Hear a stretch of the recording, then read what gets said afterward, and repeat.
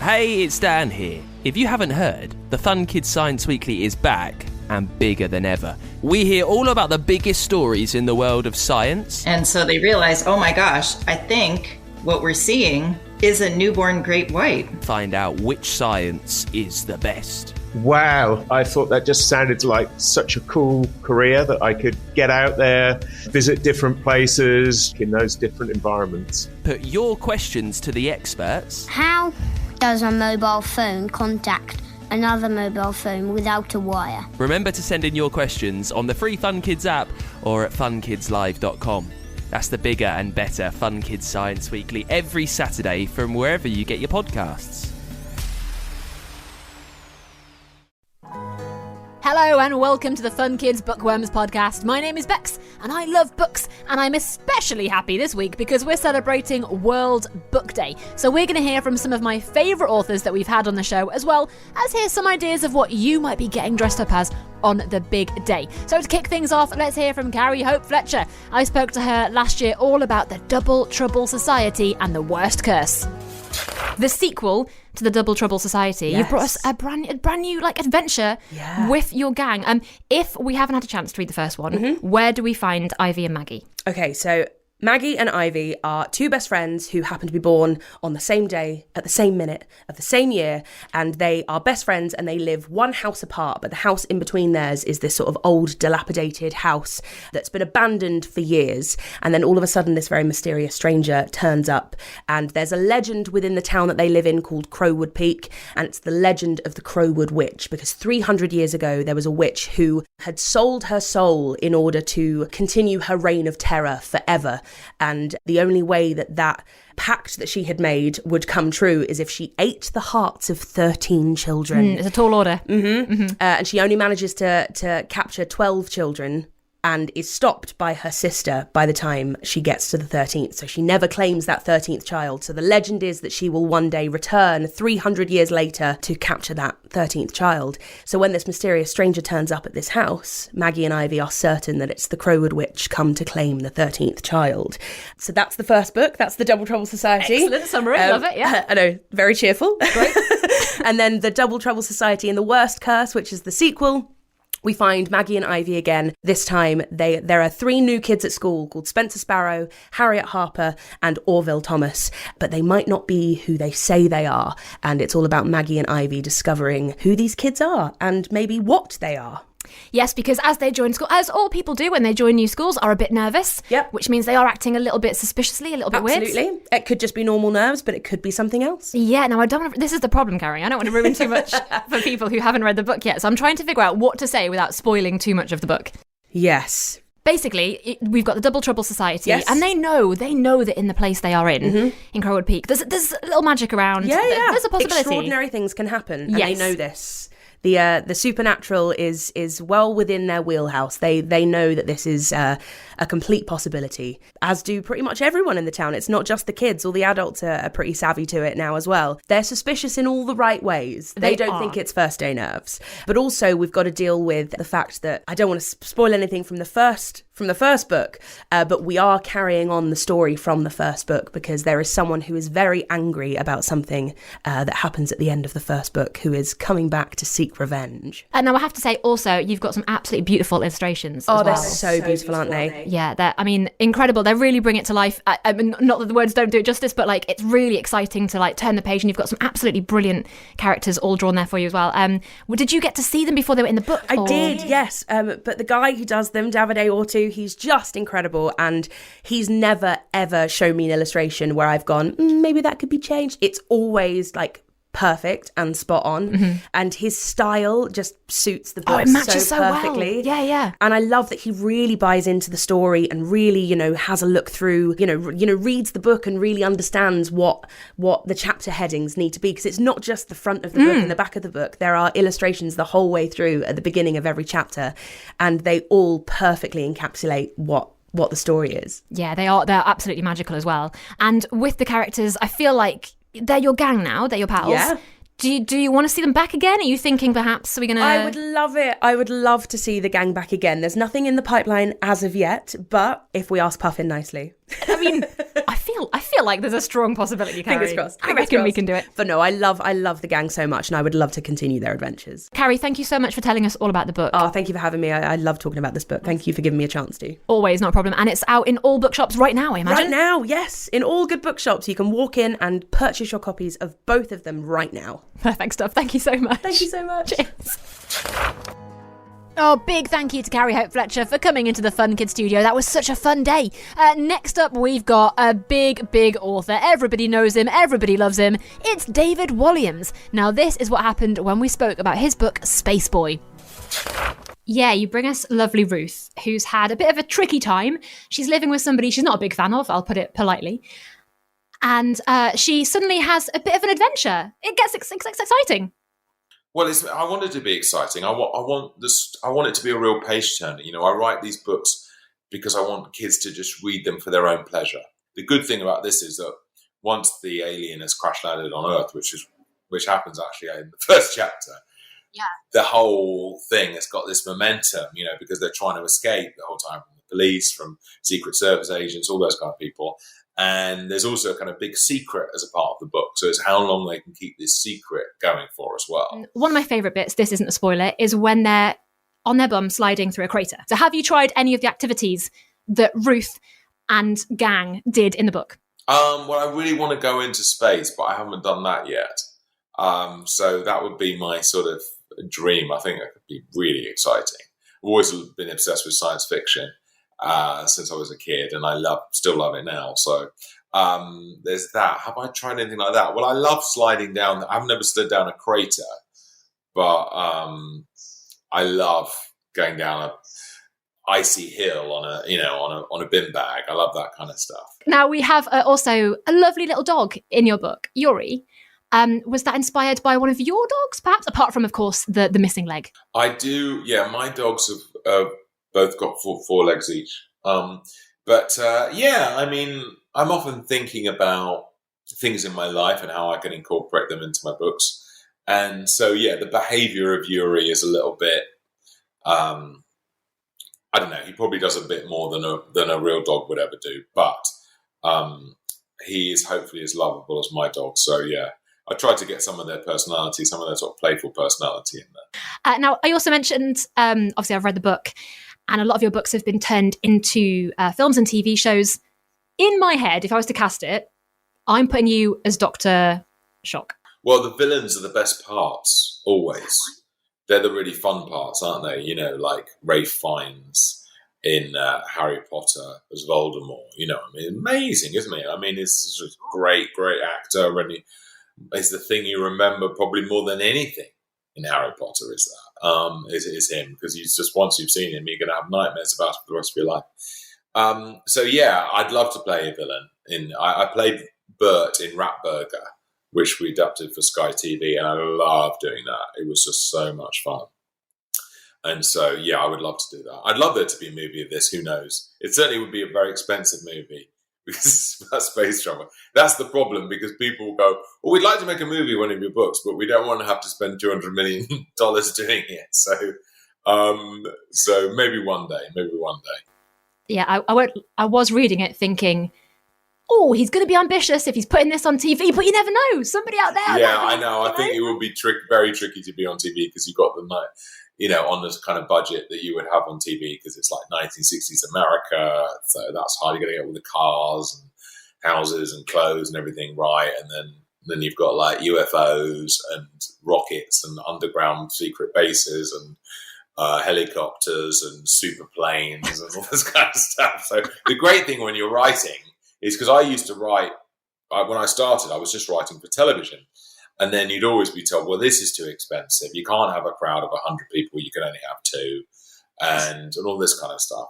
And it was often a bit frustrating, because you'd have these ideas, of a sketch that could happen at Wembley Stadium, with the England football team. And they go, that's not going to happen. You're never going to be able to film that. But luckily, when you're writing a book, that's not a problem. If you want to be in Wembley Stadium with the England football team, you can. David, thank you so much for chatting to us. And thank you for telling us about Space Boy. Thank you very much for that. That was wonderful. Tell you what, another one of my favourite authors that we've had on the podcast, somebody who I think everybody basically worships, is the author of Warhorse and Kensuke's Kingdom, Michael Morpurgo. This is what happened when I spoke to him about when fish flew and the astounding stories behind it. This is a very exciting one. When Fishes Flew. It's a story of Eleanor's War, and it's the first novel in, is it 2 years that you've had out? Yes, it's the first novel for some time, but I've been writing other things as well. But this is the first novel, yeah. And I'm very excited about it because it is, I think it is, you maybe could do some research from me, Bex, or your listeners can. I'll try. But I think it's the first novel ever to be written and told by a fish. I'll have to do the research on that one, but I'm going to probably take your word for it, let's face it. You know more than I do. I think we are close to it being the only one ever told by a fish, and I'll have to explain to you what's behind that, really. Shall I tell you how the story started? Is that the best thing to do, Max? Go for it. Yes, please do. Because it involves a fish, as you might guess now. And all the stories I write, all of them, begin with some rather fortunate happening, some place I visit, someone I meet, some story I hear. And in this particular case, 2 years ago, before the pandemic, if you can believe there was a before the pandemic, Claire, my wife, and I, we were in a place called Ithaca, an island near Kefalonia and Corfu in Greece. Why were we there? Because we become interested in the Odyssey, great book by a fairly decent writer called Homer. And Homer had lived on this island several thousand years ago. The ruins of his house are still there on this island. And we knew we were going to stay on the island, which is part of the great legend of Troy. And we happened, by pure coincidence, to be staying in a little house on a beach called Bex'S Beach. And this was the beach up which Odysseus walked several thousand years before in legend when he came back to see his wife after 10 years being away. And there was this old lady and a whole family, about 15 of them. But there was a grand old lady who was clearly the grandmother of the whole thing, dressed in a long black dress. And she would wander up and down the beach each evening about 5 o'clock, picking up any bits of plastic or bits of wood that had been washed up by the sea, which we thought was wonderful. She was looking after the beach. Anyway, one day we were lying there, watching her do this again, watching the family play in the sea, jumping off the quay and all this. And then suddenly she looked at us and beckoned us over. And said, come. So we went over, and she was holding something cupped in her hands like this. And it was a flying fish. She said, they come here to die, which was very sad. And then she looked at us, and she looked at us very, very straight. And she said, and they talk, you know. She started stroking the top of the fish's head very gently. And the fish made this sound. The fish was talking. And I'm not lying. This really happened. The fish was talking. And I didn't know fish talk. I knew whales sang in the sea, but a whale is not a fish. This was a fish talking. And it must have been, you seem to do a lot of research as well, so it must have been nice to have the time to research the history of the Greek gods and the geography of the area, but also the war and that kind of thing as well. Yeah, and what was lovely was I was already reading this book, which was full of Greek gods and Greek heroes. So it was pre-done, all that. And the place I've been to Ithaca. I knew every beach and I knew every rock, and I'd been to Homer's house and I'd asked him, we got sort of really involved in the whole life of the island and the legend. But I did have to do some research about the occupation by the Germans and the Italians of those islands during the Second World War, and the resistance fighters who died trying to get them to go away and go back home, and then the awful things that happened once they'd got rid of the invaders, which they did, and then the British, our soldiers, arrived and helped them rebuild a bit, and then at last they had their freedom. That was really wonderful for them. And then along comes an earthquake in 1954 and kills many, many, many people. And then you had to research that again. And you found out that there were a lot of people who were helping other people. Some people had to leave the island. So all that had to happen. And then that was done, and you'd think that would be enough for the island. But no. They had a really unpleasant fascist dictatorship that came in Greece and threatened the liberty of the people again, told them what they couldn't paint and write. And she was part of the resistance for that as well. And then you'd think that would be the end of it. But what has happened just recently, of course, is that war has come to their shores in the shape of refugees, which it has actually to all of Europe. But the Greeks are on the front line of it. They're coming up from Africa, across from Turkey. The first shores they come to in Europe, which is where they're longing to come to for safety and security, is Greece. So they're coming there in their tens of thousands, hundreds of thousands. And so it's another kind of an invasion. And they held out their hand to these people. But it was very, very difficult because there became too many of them. And then what happens and what happens? And wherever there's war, there are refugees. We know that in this country. And our country is full of people who came here during the First World War, during the Second World War. Yeah. And all through history. You know, we know this at first hand, and the Greeks have gone through that. And so they're all on this little island. All these things happen to these people on this little island, and sort of microcosm, if you like, of the way the world was during that century. So I find it interesting to follow one girl and one woman's journey through this and what she did and what so many of them did do, which was to be enormously courageous right the way through it and spend their time just helping other people, which is what we have witnessed hugely during this pandemic. We know it's in all of us to play that part, you know, and it's heartwarming to see it, even when it's a world of tragedy around us. Well, Michael Morpurgo, thank you so much for chatting to us for Fun Kids. I've had a blast. I'm sure our listeners will do as well. So thank you so much, and we'll look out for all of your many books on the bookshelves. Great. Bless you. Thank you, Bex, very much. Now, I know lots and lots of people will be dressing up as characters from their favourite books for World Book Day, so I recently spoke to Clare Balding to find out if she had any ideas of inspiration for us. Well, there's a really, really great illustration of Dravid the Draco lizard, and he's in his running kit, but he's a lizard, and he's got little wings under his arms, and that looks really cool. But I think the idea of any animal, so an elephant, for example, in lycra running gear is funny. It's just funny. So you sort of have to have two costumes, the elephant and the lycra. So no one's parents are going to thank me for that. But yeah, there's lots of great animals that you could. Maud the sloth looks really cool in running kit as well. I get a lot of messages around World Book Day from children dressing up as my heroine in the racehorse books that I wrote is called Charlie Bass. And lots of people put on jumpers and like riding gear and they go as Charlie. So that's quite fun. All right, then, let's keep this World Book Day podcast on the move. Next up, we're going to speak to one of my actual heroes and probably my favourite author ever. Sorry, everybody else. It's the author of the Tracy Beaker series and loads of other books beside, Jacqueline Wilson. Now, this is what happened when we spoke to her about her reworking of an Enid Blyton classic, The Magic Faraway Tree. Now, can you tell us what is going on here? Well, my book is The Magic Faraway Tree, a new adventure. And I haven't rewritten the three wonderful Faraway Tree books. What I have done is I done a follow-up so that I have got my own modern children, and they go to what seems to be a holiday cottage, but is the exact same cottage that is used in the book where Enid Blyton's three children live. And I've had such fun because I've been allowed to have my modern children discover the enchanted wood, go up the faraway tree, meet my very favourite characters. I love this book as a child. Silky the Fairy, Moonface, the Saucepan Man, Dame Washalot, all those lovely characters. And then when they go up the ladder at the top, poke their heads through the clouds, you see a different land practically every time you go up there. But I haven't copied Enid Blyton's lands because they were wonderful. I don't want to change them at all. I've invented my own lands. I've got the land of unicorn.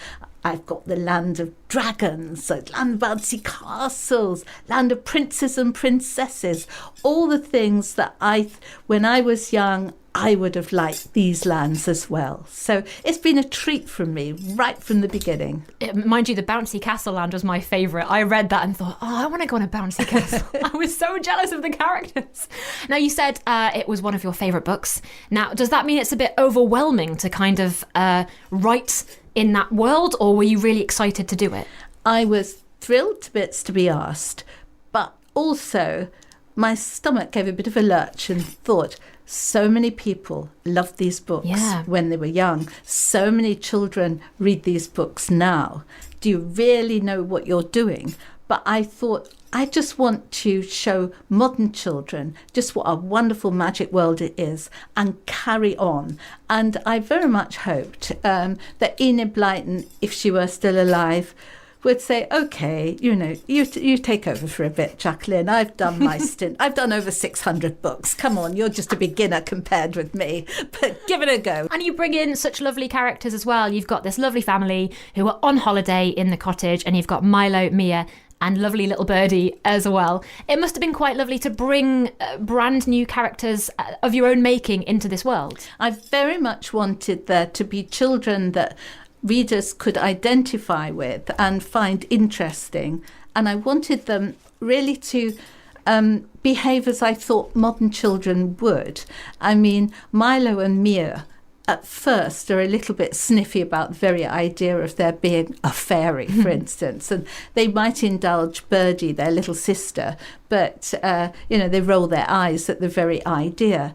And so it's again fun when I confront them with Silky the Fairy, who was my childhood heroine. I adore Silky the Fairy. I wanted to be Silky the Fairy, or I wanted to have her as my best friend. Yeah, of course. And she's just slightly changed in that she's my concept of Silky, but I know that Enid Blyton and all the people that adore her books would feel that, yes, she's Silky, and Moonface is still the same, because I think these characters were really unique characters in that they had their own quirks and ability to make magic sweets, and they're enduring these silly at times, like the Saucepan Man. I mean, I had fun. There's a character in the books, a minor character called Dame Washalot. Yes, I was going to say, yeah. And I thought, poor old Dame Washalot, does she really want to be washing all day long? So I've given her a best friend called Dame Iron All Day, and then they can have fun together, and they can go up and bounce around on the bouncy castles. I thought, let's liberate the dames. I'm a dame too, actually. Well, of course. You've got to all stick together. Jacqueline Wilson, thank you so much for sharing that with us. Oh, it's been great. Thank you so much to Jacqueline Wilson for that. Next up is Alison Hammond, who joined us to chat about her book that's all about the secret history of the UK in Black in Time, the most awesome Black Britons from yesterday to today. I love this book so much. I love a history book, and Alison was awesome. I have read your book, Black in Time, and I think it's brilliant. I loved it. I'm so glad you've read it, and it's just a really enjoyable book. It's the sort of book that you can nip in, nip out. You don't have to read it all in one.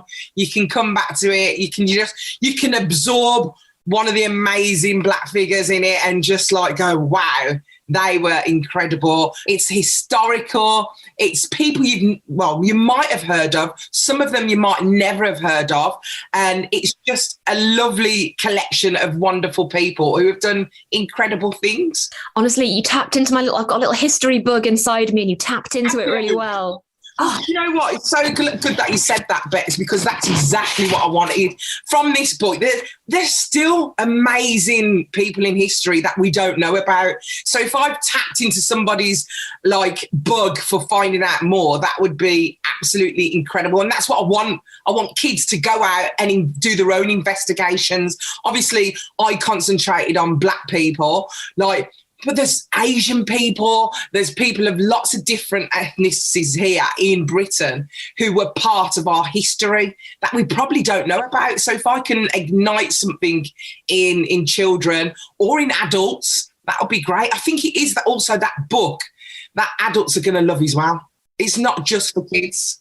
Yeah, because as you say in the book, I didn't study a lot of these people at school. We study the Romans and the Tudors for, it feels like, about 10 years. And, some of the people you mentioned, I was like, I've never heard, like Septimus, the emperor and stuff. I didn't know about this man. This is amazing. I mean, I didn't know about Septimius Severus, and he was a major part. He was an emperor. He led from the front, he fought in battles. He loved his soldiers, and he was a black guy. And I was like, wow, this is incredible. Who is he? Where's he from? And it was just so interesting to hear about these people. Like, you can remember like learning about Henry VIII, but I didn't know he had a black trumpeter in his court. Yes. You know what I mean? I didn't know this. I was like, wow, who is this man? And then you go on to find out that John Blank was the guy who went to Henry VIII, bearing in mind that Henry VIII was the guy who used to chop people's heads off, even his wives. And like, he went up to him and he said, listen, you're not giving me fair pay. I want a little bit more. I want it to be the same as everybody else. I want fair pay. And then he actually got that from the king. Do you know what I mean? So there's these incredible people pioneering, forward thinking, not afraid to stand up for what was right. And I believe it's important that I stand up for these guys who are not around anymore and bring them to the forefront and for our kids to look at. And it's nice to get a different perspective on history. The trumpeter was another person I read and made a little note of, because I was like, this is amazing. Like, Henry VIII bought him the wedding clothes as a present and stuff like that. It's like, that's... Yeah, well, he's obviously really liked by Henry VIII, you know what I mean? And he was an integral part. And I think he was a really good trumpeter as well, to the point where he even helped and taught Henry VIII a few little moves on the trumpets and stuff like that, taught him how to use a trumpet. So, yeah, and if you go back in history, if you dig even deeper, you can find pictures of him as well. But there's so many different figures in time. I mean, Mary Seacole, a lot of people have heard about her. Yeah, I did know Mary Seacole, yeah. And I remember learning about Mary Seacole from my mum, actually, because my mum said that I was very kind and caring like Mary Seacole. So I was like, who is this Mary Seacole? Who is she? And it turns out she was a very vibrant, loud, vivacious. The soldiers absolutely loved her because she was absolutely hilarious, but she was very kind as well. And her sort of medicine was very much from the land. She used to grow herbs and spices and stuff like that to heal people. So, yeah, she was a lovely woman.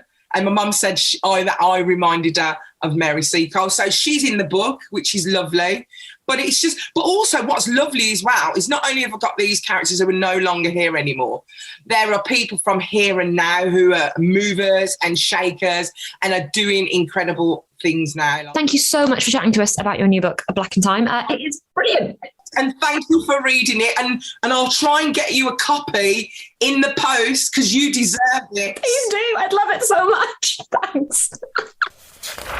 Our last and but no means least author on this World Book Day special bumper edition of the podcast is Dermot O'Leary. Now, this is what happened when we spoke all about Wings of Glory and why it's perfect for both history and animal lovers. So if the listeners don't know, we've gone from cats to birds. You love an animal. And this is Wings of Glory, which let's go back to it then. Is it historically accurate, Dermot? How much of this have you researched properly? No.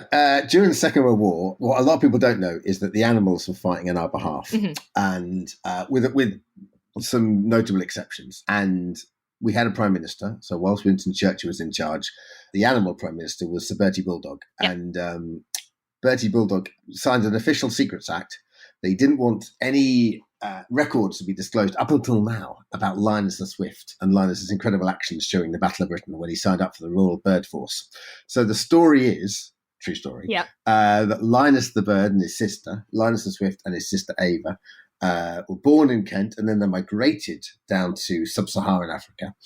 And then during the war, the call went out for all birds of a flying age, and especially speedsters, and the Swift is one of the speediest birds there is, to come back and fight on the front line to harass the German enemy planes coming over by any means necessary. But basically, the mantra of the Royal Bird Force was, "In poo we trust." So the idea is they have to use their poo as much as they can on the enemy windshields, on the planes. The planes then get distracted, and then the actual human RAF can come and mop up after all their hard work. So Linus signs up for to be in the Royal Bird Force, but when he gets here, He's desperate. He wants to fight in the front line because he's a swift and they're the fastest birds. But equally fast are the peregrine falcons. And so he wants to fight in the squadron of peregrine falcons, but they won't have him because he's not a kind of blue blood, because the peregrines are very much considered the proper flying boys and girls. So Linus ends up in a squadron with a magpie who steals everything, an owl who won't get out of bed before 8 in the evening. So he ends up in this raggle-taggle squadron, but somehow he ends up being pivotal to world history. Well, should we just stop the interview there? Should we just done and done? I do feel like I've actually just told you probably a bit too much. No, I love it. No, that was such a cracking summary of the book, because we meet Linus the Swift. Him and his sister Ava, they go off to the UK to try and fight for country and king and country. And Linus is so excited, and also, like you say, he's a very quick bird, right? And at first, people don't take him seriously. Yeah, he's almost too quick, and also he's very young and is very raw. And all he wants to do is come over and fly with the peregrine falcons.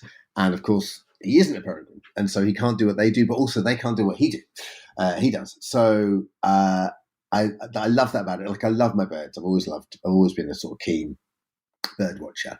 And my best friend Joe, my oldest friend Joe, he got me into birds when I was about 11, and I've always loved them ever since. So writing for the books about Toto was wonderful, and I love the fact to create a world where the animals have got their own transport system and government and police and all those sort of things is so interesting, and actually that's what was cool, almost my starting point, because I haven't finished my Toto books, but I thought, well, what else do I want to write about? And I love history, and the Second World War is sort of my favourite part of history. But maybe, I don't quite know why, I like the idea of ordinary people put in extraordinary circumstance. And I love the idea of, it's quite recent history. So for me, my grandparents' generation would have been part of it. For a lot of your listeners, it would be the great grandparents' generation. But, my father grew up in Ireland, but in the 40s. So he grew up, being aware of what was going on in the Second World War. So it's not that long ago, is my point. And it's kind of recent history and these incredible stories, that you can read about, that humans kind of, this kind of normal everyday people suddenly were put in life-changing circumstance. I find that absolutely fascinating. And we always ask the question, what would I have done?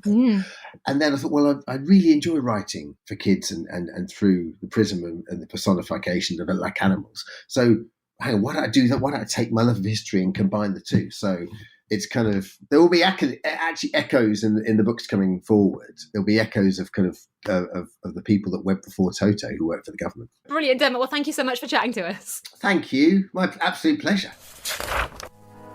Well, what a lineup we've had in this World Book Day special. Carrie Fletcher, David Walliams, Michael Morpurgo, Clare Balding, Jacqueline Wilson, Alison Hammond, and Dermot O'Leary. Don't say we don't spoil you. That is it for this week's Fun Kids Bookworms World Book Day special. Remember, you can hear me chatting to loads of amazing authors all through the year, every other Wednesday, and we've got some wicked authors still to come. So make sure you like, subscribe, and follow wherever it is you get your podcast from. See you soon. Bye.